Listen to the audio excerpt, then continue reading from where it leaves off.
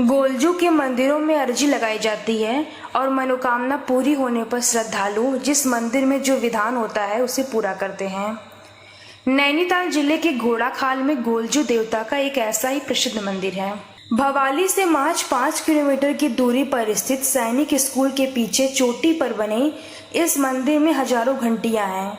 यहाँ नैसर्गिक सौंदर्य हर किसी को मुग्ध कर देता है। घोड़ाखाल मंदिर में श्रद्धालु मंदिर में अपनी अपनी मन्नतें कागज और पत्रों में लिखकर एक स्थान पर टांगते हैं और माना जाता है गोलजू देवता उन मन्नतों से ही भक्तों की पुकार सुनते हैं और जब मन्नत पूरी होती है तो लोग उपहार के रूप में घंटियां चढ़ाते हैं।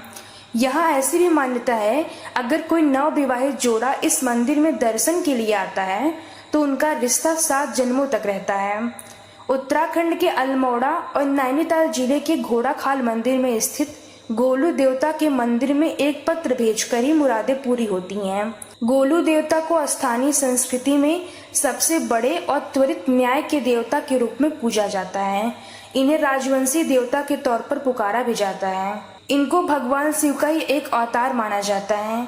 मान्यताओं के अनुसार इनके मंदिर में जिसका भी विवाह होता है उसका वैवाहिक जीवन हमेशा खुशियों से भरा रहता है। मान्यता है कि गोलजू के दरबार से कभी भी कोई दुखियारा निराश नहीं लौटता है। अब हम जानेंगे गोलू देवता की कथा क्या है। कुमाऊं क्षेत्र के चंपावत के कत्यूरी राजा झलराई की 7 रानियां थी। किसी भी रानी से कोई संतान नहीं था, जिसके बाद राजा ने पंडित और ज्योतिषों से परामर्श लिया। उन्होंने राजा की जन्म कुंडली देखकर बताया कि वे 8वां विवाह करेंगे तो उन्हें पुत्र की प्राप्ति होगी। जिसके बाद एक दिन राजा झलराई ने आधी रात को सपने में नीलकंठ पर्वत पर बैठे कलिंका नामक सुंदर कन्या को देखा और दूसरे दिन यह बात सभी दरबारियों को बताते अपनी सेना के साथ नीलकंठ पर्वत की ओर चल दिए। काफी वर्षों बाद उन्हें तपस्या में लीन कलिंका मिली।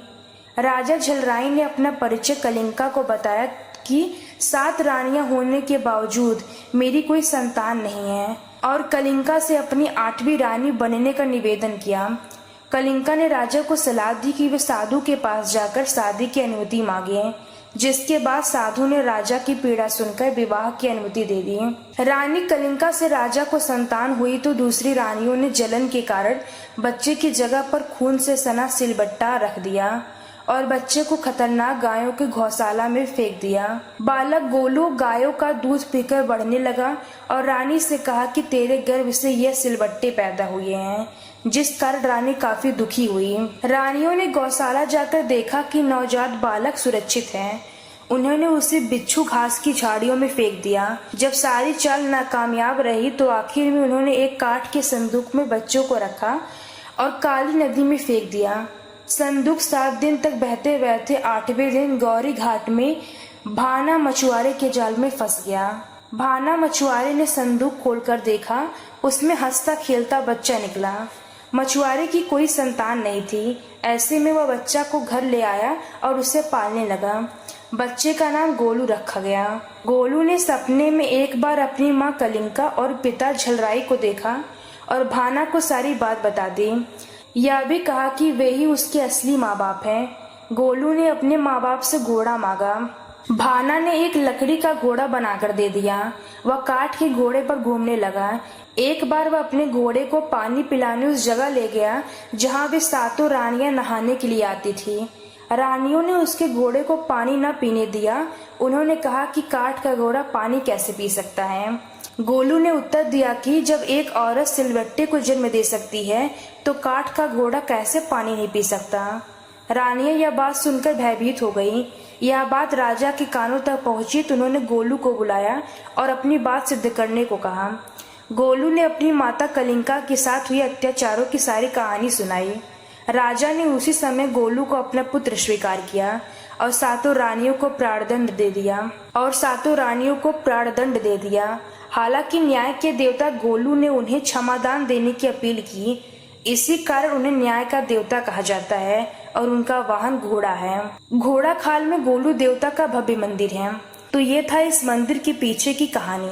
अब हम जानेंगे कैसे पहुंचा जाए घोड़ाखाल मंदिर। तो घोड़ाखाल में गोलू देवता का भव्य मंदिर है। मंदिर के अंदर सफेद घोड़े में सिर पर सफेद पगड़ी बांधे गोलू देवता की प्रतिमा है। जिनके हाथों में धनुष बाण है। यहाँ पहुँचने के लिए आपको दिल्ली से सीधे काठगोदाम तक के लिए ट्रेन, पंतनगर के लिए फ्लाइट मिलती है। तो ये जानकारी थी घोड़ाखाल मंदिर के बारे में, जो कि नैनीताल में है। तो आशा करती हूँ आपको ये जानकारी पसंद आई होगी। तो हमारे चैनल को सब्सक्राइब करके बेल आइकन को प्रेस कर दे, क्योंकि हम इसी तरह का वीडियो आपके लिए बनाते रहते हैं। और साथ ही वीडियो को शेयर कर दे। धन्यवाद।